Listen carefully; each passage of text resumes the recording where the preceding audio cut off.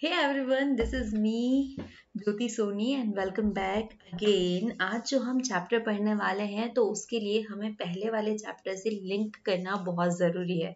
Even हर chapter को तो हम पहले वाले चैप्टर से एक बार कनेक्ट करते ही है, क्योंकि स्टोरी तभी तो हमारी आगे बढ़ेंगी। लास्ट चैप्टर में हमने पढ़ा था वैदिक एज, राइट। जब वैदिक एज हमने पढ़ा था तो हमने वहाँ पर हमें क्लियर हो गया था कि कैसे आर्यंस जो है उन्होंने एक सेटल लाइफ स्टार्ट की थी। और जब उनकी सेटल लाइफ स्टार्ट हो चुकी थी तो उसके साथ में बहुत सारे चेंजेस भी हुए थे, ठीक है। उसके साथ में हमने प्रोडक्शन एग्रीकल्चर भी देख लिया था कि कैसे वो एग्रीकल्चर ग्रो करते थे, उनकी सोसाइटी कैसी थी, सोशल लाइफ कैसी थी, एडमिनिस्ट्रेटिव लाइफ कैसी थी। तो अब हम उसके आगे की कहानी को शुरू करेंगे, मतलब उसके आगे क्या होता है वो देखेंगे। तो आप लोग रेडी है ना पढ़ने के लिए?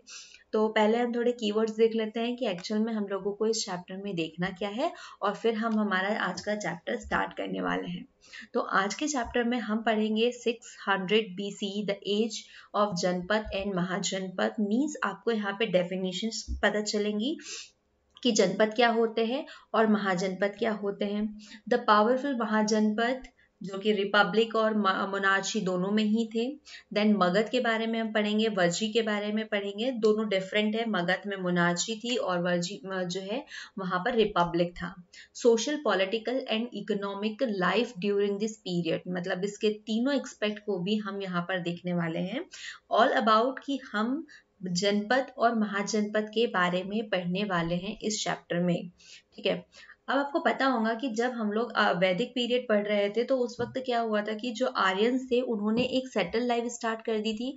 और जब सेटल लाइफ स्टार्ट कर दी थी तो उसके साथ में मतलब यही है ना कि जब वो एक ग्रुप में रहेंगे, ठीक है, एक ग्रुप के साथ में रहेंगे, उसके साथ में बहुत अलग अलग ग्रुप्स मिल करके रहेंगे, एक सेटल लाइफ हो रही है, उनकी अपनी सोसाइटी होंगी, उनको इकोनॉमिक की ज़रूरत होंगी, तो ये सारी पॉलिटिकल भी एक लाइफ होंगी उनकी। तो ये सारी चीज़ें उस वक्त शुरू हो चुकी थी।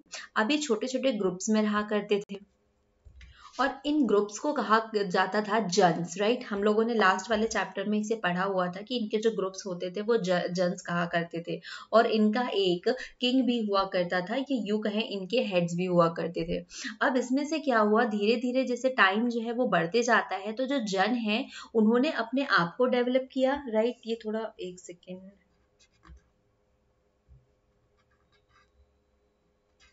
ठीक है। तो जन ने अपने साथ में क्या किया, उनने अपने आप को डेवलप किया। एक सेकेंड, हाँ। तो अब इनके हर एक जन जो थे तो उनका एक हेड हुआ करता था और उसे ही हम कहते हैं राजा। मैं विदाउट पेन टेप के ही आपको बिना लिखे ही एक्सप्लेन करने की कोशिश करती हूँ, ओके। तो क्या हुआ कि जो जन थे तो उनके जो किंग थे, मतलब उनका जो एक राजा था जो उनका हेड था, तो इनके प्रेजेंस में जो कुछ जन ऐसे थे जिन्होंने अपने आप को बहुत ज्यादा डेवलप कर लिया, उनका साइज, उनका पावर, मतलब वो बहुत ज्यादा पावरफुल बन गए। उन्होंने अपने आप को और ज्यादा ग्रो कर लिया, मतलब छोटे छोटे जो कबीले थे उन्हें ही हमने जन कहा है। तो जो उसका जो हेड हुआ करता था तो उसने क्या किया, मतलब ऐसा होता है ना, कंपटीशन भी चलता है कि भाई हम ज्यादा अच्छा डेवलप करेंगे। तो ऐसे ही जो जन है उसे ग्रो कर लिया गया, साइज में साइज और उसके पावर को बढ़ाया गया। तो इस तरीके से पता है, जो जिन्होंने अपने आप का साइज पावर इनहेंस कर लिया तो उसे क्या कह दिया, जनपद कह दिया, ठीक है। और जनपद जो है इसका एक्चुअल में मीनिंग ही वही है कि फुट क्या है, foot holds of the tribes की, मतलब वो जो ट्राइब्स है उन्हीं का एक रूप हो गया, ठीक है। अब उसमें से कुछ जनपद ऐसे थे जिन्होंने अपने आप को दूसरों से ज्यादा और ज्यादा बेटर परफॉर्म करवाया, और ज्यादा बेटर अपने आप को, मतलब अपनी परफॉर्मेंस दी और ज्यादा स्ट्रॉन्ग कर लिया। तो इन्हें ही हमने आगे चल के कह दिया महाजनपद।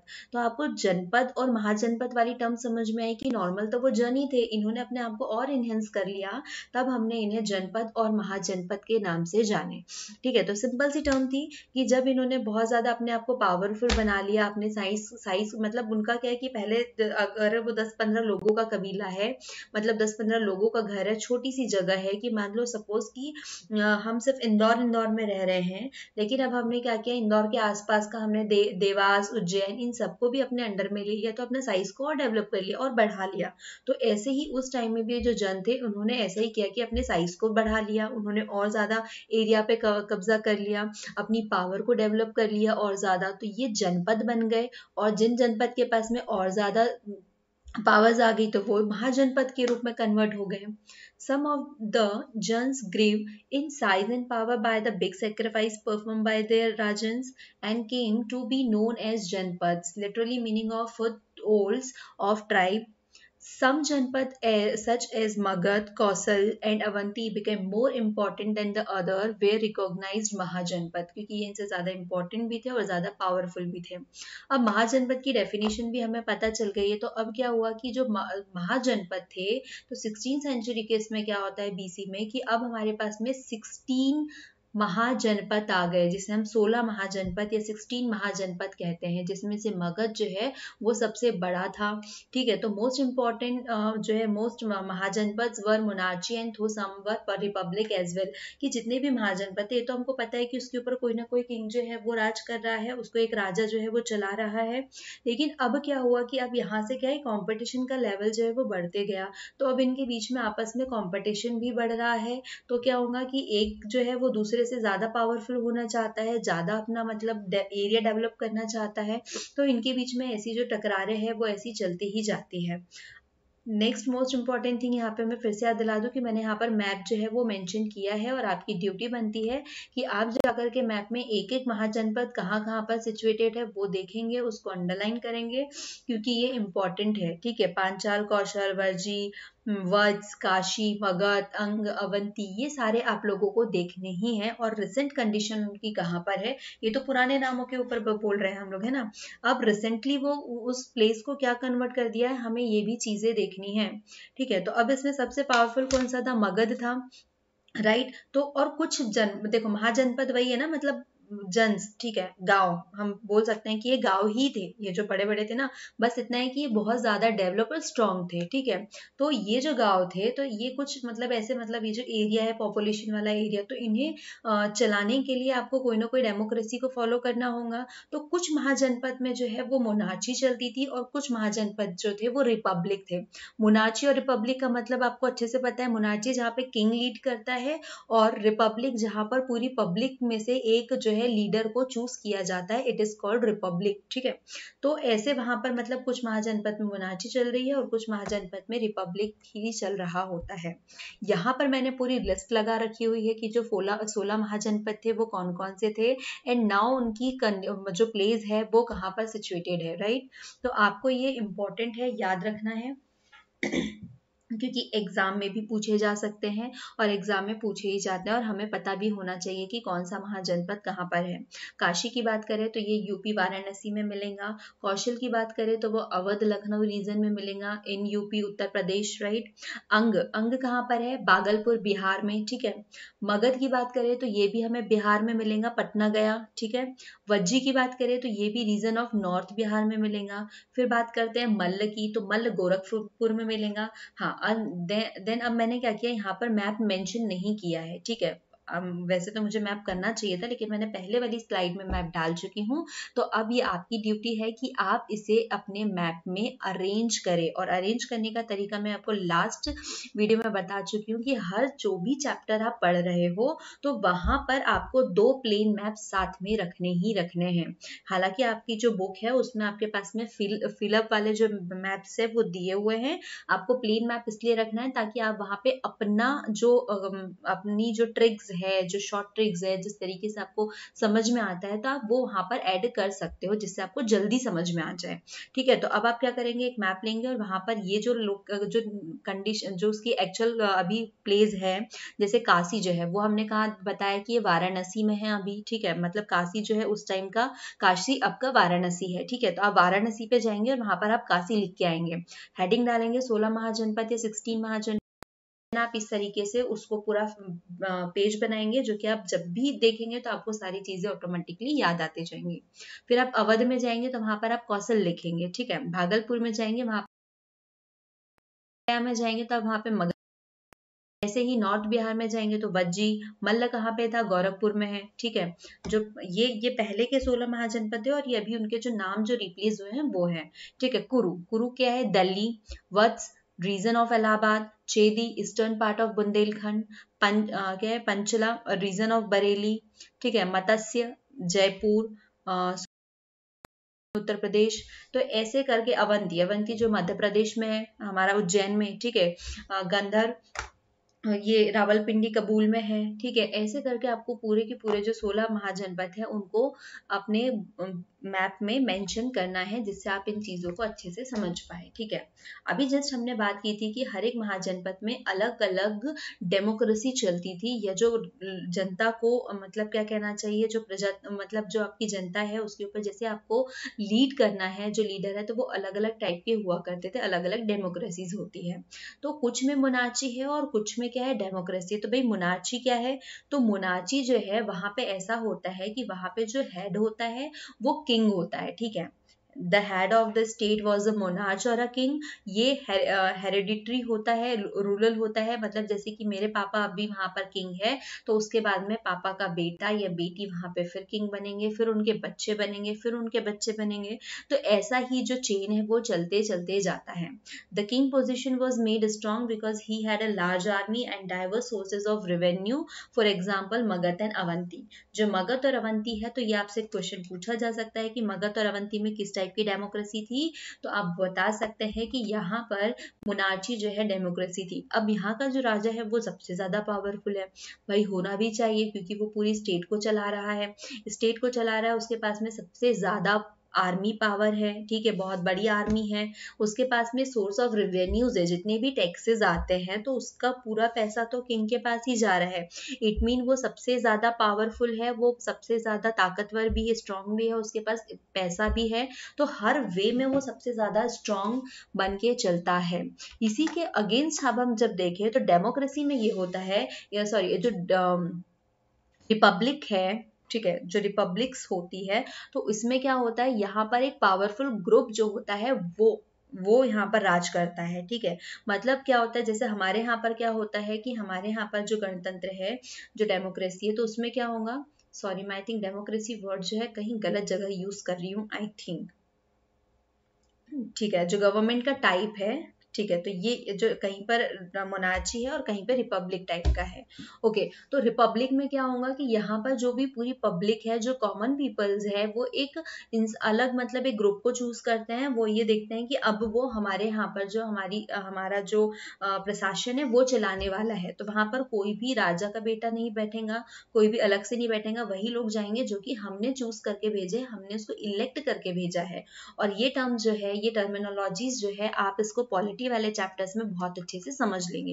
हालांकि यहाँ पर भी मैं आपको कोशिश कर रही हूँ बहुत अच्छे से समझाऊं। अब इलेक्शन जो आज के हमारे यहाँ पर चलता है ना, आज के टाइम में, कि हमने अभी मोदी जी को चूज किया है, इट मीन हमने उनको इलेक्ट किया है, तो ये वाली जो पॉलिसीज है, ये जो टाइप है ना, तो ये हमने अपने एंशिएंट एरा से ही अडॉप्ट किया है, मतलब उस टाइम में भी ये सिस्टम हुआ करता था। तो क्या होता था कि वहाँ के जो कॉमन पीपल है वो एक ग्रुप को चूज कर रहे हैं, जो कि वहाँ पे किंगशिप करते थे, ठीक है, वो वहाँ पर मतलब वहाँ की डेमोक्रेटिकली चला रहे हैं उसको, ठीक है। Shakya and Licchavis were the important Republic of the 6th century BC, ठीक है। इस टाइप के जो साक्य और लिच्छवी थे, मतलब अभी हमने कहाँ पर मगध और अवंती को पढ़ा था, तो वो क्या थे, वहां पर मोनार्ची थे, और साक्य लिच्छवीज में क्या हुआ करता था, वहां पे रिपब्लिक डेमोक्रेसी थी। Clear. The Republic were ruled by a group of powerful people elected by the common people of a republic. Kingship was not hereditary and all decisions were taken democratically, ठीक है। जो भी decisions होते थे वो democracy द्वारा ही लिए जाते थे, उस ग्रुप द्वारा लिए जाते थे, ठीक है। Shakya and Licchavis were the important Republic of 6th century, ठीक है। अब Vajji with its capital of Vaishali was a republic, Vajji भी एक रिपब्लिक था, ठीक है। द रिपब्लिक वॉज कॉल्ड गण और संघ, जो भी रिपब्लिक हुआ करते थे वहां पे, तो उसको संघ कहा जाता था, ये गण कहा जाता था, ठीक है। जैसे कि हमने वहां पे जनपद वगैरह देखे थे ना, तो ऐसे ही कि जहां पर रिपब्लिक चल रहा है तो उसको गण कहेंगे या संघ कहते थे। इन गण और संघ there were many rural, they were all called rajas, ठीक है। यहाँ पर जितने भी रूरल्स होते थे तो इन्हें राजा को बुलाया जाता था, और इनकी एक असेंबली हुआ करती थी जहां पर सारे राजा मिलते थे, और जितने भी इंपॉर्टेंट डिसीजंस हुआ करते थे वो उसे लेते थे, उसके ऊपर डिबेट करते थे। जैसे अभी हमारे पास में राज्यसभा है, लोकसभा है, वैसे ही यहाँ पर भी हुआ करता था कि ये सब लोग एक साथ में बैठ रहे हैं, मिल रहे हैं, और सारे की सारे इंपॉर्टेंट डिसीजन जो है वो लिया करते थे। यहाँ पर वुमेन्स जो थी, जो दास थे, ठीक है, जो कर्म काम करने वाले हैं could not participate in these assemblies. तो यहाँ पर क्या होता था कि जितने भी वुमेन्स है, जितने भी दास है, मतलब जो लोअर सेक्शन से जो भी बिलोंग करते थे, क्योंकि अब तक के यहाँ पे वर्ण व्यवस्था आ चुकी थी। उत्तर वैदिक जो पीरियड था, मतलब जो मतलब आफ्टर वैदिक पीरियड जो थे, तो उसके बाद में क्या था कि वुमेन्स की जो मतलब पोजीशन थी वो भी घटते घटते जा रही थी, ठीक है। तो उनकी जितनी रिस्पेक्ट होती थी वो नहीं हुआ करती थी, वरना पहले तो वो भी असेंबली में पार्टिसिपेट करती थी। अब इनका असेंबली में पार्टिसिपेशन जो है वो हटा दिया गया था। फिर हम बात करें बुद्ध और महावीर स्वामी की, तो ये दोनों भी जो है वो रिपब्लिक टाइम के से ही बिलोंग करते हैं, ठीक है। द फाउंडर ऑफ देखो, Buddha the founder of Buddhism and Mahavir the founder of Jainism belong to the these republic, ठीक है, वो भी इसी रिपब्लिक से बिलोंग करते थे।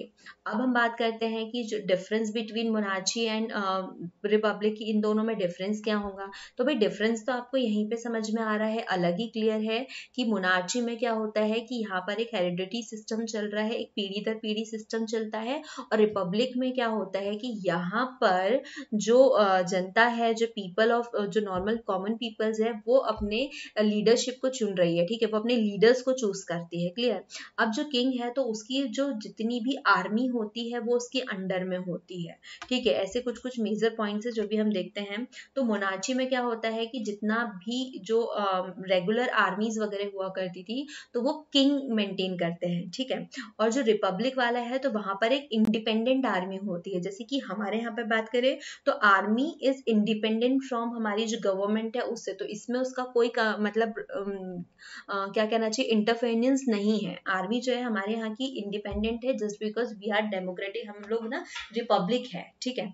तो हमारे यहाँ पर उसका कोई मतलब उसमें इंटरफेरेंस नहीं है, हमारी आर्मी इंडिपेंडेंट है। बट इन मोनार्ची वहां पर जो आर्मी है वो रेगुलर आर्मी जो है वो कौन मेंटेन करता है, वो किंग जो है वहां पर उसको मेंटेन करता है। In the monarchy only the king maintain a regular army, whereas in a republic each raja head is on independent army। हाँ, और हर राजा के पास में अपनी एक इंडिपेंडेंट आर्मी है, उस टाइम की बात कर रहे हैं। अभी तो हमने अपनी बात की, लेकिन उस टाइम के इसमें हर एक राजा के पास में अपनी आर्मी हुआ करती थी। लेकिन जो मोनार्ची है तो वहां पर एक कॉमन आर्मी है जिसको एक किंग जो है वो मेंटेन कर रहा है। मोनार्ची में क्या होता है कि जो रेवेन्यूज होते हैं, जो भी टैक्सेस होते हैं, ठीक है, तो वो कौन कलेक्ट करता है, वो राजा कलेक्ट करता है, ठीक है। मतलब सिर्फ राजा ही जो है वो वहां से कलेक्ट कर सकता है पीजेंट से जितने भी उसको रेवेन्यूज लेने हैं, टैक्सेस लेने हैं। बट इन रिपब्लिक तो उसमें क्या होता है कि जितना भी रूलिंग ग्रुप है, जितना भी वहां पे रूल मतलब लीडरशिप कर रहा है, जो ग्रुप कर रहा है, उसका हर एक मेंबर जो है वो अपने आप को राजा बोलता है और वो क्लेम कर सकता है मतलब उस रेवेन्यू में शेयर के लिए। मतलब वो हर एक राजा जो है ना, उसके जो मेंबर्स हैं दे ऑल आर उसमें पार्टिसिपेट कर सकते हैं, वो उसके लिए क्लेम करते हैं कि भाई इसमें रेवेन्यू में हमारे भी शेयर्स है, ठीक है। In the monarchy, the king claimed the revenue or tax from the peasant. In the republic, tax was claimed by the entire ruling group, कि जो टैक्सेस है वो पूरे रूलिंग ग्रुप द्वारा क्लेम किया जाता है। Each member of the ruling group called himself a raja and claim a share of the revenue. हर कोई मतलब यहाँ पर पार्टिसिपेंट जो है वो ज्यादा हो गए हैं, उसके शेयर होल्डर्स ज्यादा हो चुके हैं। अब मोनार्ची में क्या होता है कि देखो, monarchy were ruled by a single monarch who was the solo decision maker, whereas republic functioned under the care of the assembly which were controlled by a group of the powerful people। Definitely कि monarchy में क्या होता है कि एक ही इंसान rule कर रहा है, तो जितने भी गुड्स और बैड्स होंगे, जितने भी डिसीजंस होंगे, वो एक ही इंसान लेगा जो है किंग। लेकिन रिपब्लिक में क्या होता है कि जो पूरा रूलिंग ग्रुप है वो सबकी सब इसमें रिस्पॉन्सिबल होते हैं। वो जो पावरफुल ग्रुप होता है, पावरफुल पर्संस का ग्रुप होता है, वो पूरे की पूरे जो है वो पूरी मतलब जो स्टेट है उसको रन करते हैं। सारे डिसीजंस जो है वो सबसे मिलकर के लिए जाते हैं, यहाँ पे किसी का कोई सिंगल डिसीजन होता ही नहीं है। अब हम बात करते हैं कि जो महाजनपद थी तो उसकी लाइफ क्या होती थी, ठीक है। महाजनपद में जो लाइफ जो होती थी वो क्या होती थी, it is life in the mahajanapada है, राइट, नो कि जनपा देन 10, राइट। तो अब हम देखते हैं कि जनपद की जो लाइफ होती थी वो किस तरीके की हुआ करती थी। अगर हम इस टाइम के एडमिनिस्ट्रेशन के ऊपर बात करें तो यहाँ पर क्या हुआ करता था कि जो पूरी मतलब पूरा की पूरा जो स्टेट है तो उसकी कैपिटल हुआ करती थी, ठीक है। अब उस कैपिटल में कौन रहेगा? राजा, ऑब्वियस सी बात है। जैसे कि हमारे दिल्ली में कौन रहते हैं? मोदी जी, ठीक है। मतलब वहाँ पे इन्हें ज्यादा काम धाम करने होते हैं। तो हर जो महाजनपद है उसकी कैपिटल होती थी और उस कैपिटल को प्रोटेक्ट किया जाता था बहुत बड़ी बड़ी वॉल से। वो वॉल वुड की हो सकती है, ब्रिक की हो सकती है, स्टोन्स की हो सकती है। तो इसके चारों ओर ये वॉल लगा दी जाती थी जिससे कि वो कैपिटल जो है वो प्रोटेक्ट होती थी, ठीक है। फिर बहुत सारे फोर्ट्स भी बनाए जाते थे, ठीक है। फोर्ट भी बनाए जाते थे जिससे कि लोगों को प्रोटेक्ट कर सके। जो जितने भी बाहर के आक्रमण होते थे, जितने भी अटैक्स हुआ करते थे, तो उससे प्रोटेक्ट करने के लिए फोर्ट्स भी बनाए जाते थे। और जो किंग हुआ करता था उसको एडवाइस कौन करता था? उनको प्रिस्ट और पुरोहित जो है वो उनको एडवाइस करते थे। और इनके पास में असिस्टेंट करने के लिए इनके पास पूरी की पूरी एक मिनिस्ट्री थी, या जिसको आप अमात्य भी कह सकते हैं उस टाइम के, मतलब असिस्टेड बाय द मिनिस्टर और अमात्य, ठीक है। Most of the Mahajanpad had a capital which was protected by huge wall of wood, bricks and a stone built around it. और ये जो वॉल थी वो इनको प्रोटेक्ट करने का काम करती थी पूरे की पूरे इसमें, ताकि कभी भी कोई भी एनिमी अटैक हो, कोई एनिमी किंगडम अटैक कर रहा हो, तब तक कि इन्हें संभलने का मौका मिल जाएगा। जब तक ये वॉल इनको प्रोटेक्ट कर पा रही है, जब तक कि वो वॉल के अंदर एंट्री नहीं कर पा रहे हैं, तब तक कि कोई ना कोई ये लोग सोल्यूशन तो उसको फाइंड आउट कर ही लेंगे। Fort were built to protect the people from the attack by the enemy kingdoms. The king was advised by the priest or purohit and assisted by ministers or amatya. इन्हें अब जो है लोगों को protect करने के लिए इन्होंने फोर्ट्स भी बनाए हुए थे, ताकि कभी कोई आक्रमण होता है, कोई एनिमी किंगडम जो है वो इनके ऊपर अटैक करता है, तब इनकी जो पब्लिक है, इनकी जो पॉपुलेशन है, इनको ये प्रोटेक्ट कर सके। अब किंग को एडवाइस करने के लिए पुरोहित होते थे और इनको असिस्ट करने के लिए किसके द्वारा इनको असिस्ट किया जाता था? मिनिस्टर्स के द्वारा। इन matter of war and defence he was assisted by the army commander और सेनापति। जब भी कोई मैटर्स हो रहे हैं वॉर के, डिफेंस के, तब इनके पास में सेनापति भी था। The king maintain large and well equipment, Emmys नहीं है, इक्विपमेंट्स है वहां पे, ठीक है। Shoulder were paid regular salary by the Kings through out the year. अब इनके पास में बहुत अच्छे अच्छे इक्विपमेंट थे, ठीक है, वेल इक्विपमेंट। जो इक्विपमेंट्स थे इनके मतलब मेंटेन करते थे, और आर्मी को ये लोग एनुअल इनकम भी दिया करते थे, रेगुलर इनकम देते थे, ताकि जब भी ऐसे मौके आए तो वो पीछे ना हटे, क्योंकि जब तक आप उनको अच्छी इनकम, अच्छी लाइफ स्टाइल दे रहे हैं तो वो आपके लिए हमेशा अवेलेबल होते ही होते हैं। अब हम बात करें रेवेन्यू और टैक्सेस की, तो भाई पूरी जो स्टेट है उसको चलाने के लिए आपको इकोनॉमी की भी तो नीड होंगी ही। आर्मी को पे करना होता है, उसके लिए भी आपको पैसों की जरूरत होगी, और इन्हें पे करने के लिए ये लोग टैक्स कलेक्ट किया करते थे। और ये टैक्स किससे कलेक्ट होते थे? जितने भी फार्मर्स है, जो आर्टिशियंस है, जो ट्रेडर्स है, इन लोगों से ये लोग टैक्स कलेक्ट किया करते थे। और सबसे बड़ा इनकम का सोर्स जो था वो कौन सा था? फार्मर्स थे, क्योंकि उस वक्त हमें सबसे ज्यादा फार्मिंग ही की जाती थी। तो उनके पास में फिक्स था कि 1/6 ऑफ द टोटल जो प्रोड्यूस हुआ है, जो भी प्रोडक्शन हुआ है, तो इसका आपको इतना पे करना है, ठीक है। तो रेवेन्यू जो है वो डिसाइडेड थे, और जितना रेवेन्यू है वो कौन लेता था? किंग लिया करता था। To maintain the big estate and the large army, the king collected taxes regularly. Taxes were paid by farmer, artisans, craftsmen, and traders. Taxes could be paid both in cash and kind. अब kind में कैसे कर सकते हैं? वो चाहे आप animal को पे कर रहे, मतलब आपके पास कोई एनिमल है तो आप वो दे रहे हो राजा को, या उससे जो प्रोड्यूस होने वाले जो मिल्क है, जो भी प्रोडक्ट्स है, तो वो भी एज अ टैक्सेस जो है वो पे किए जाते थे। बिकॉज उस टाइम में फार्मिंग जो है वो सबसे ज्यादा सही सोर्स था, क्योंकि farming was the main occupation. Generally the tax was fixed about 1/6 of the total produce. Craftsman use to pay taxes in the form of free labour to the king. जो craftsman होते थे तो वो किस तरीके से अपना मतलब पे कर रहे हैं टैक्स, कि वो फ्री में काम कर दिया करते हैं राजा का, मतलब तो उसके वजह से उनको क्या करता होता था, वहां पे उनको पे नहीं करना पड़ता था।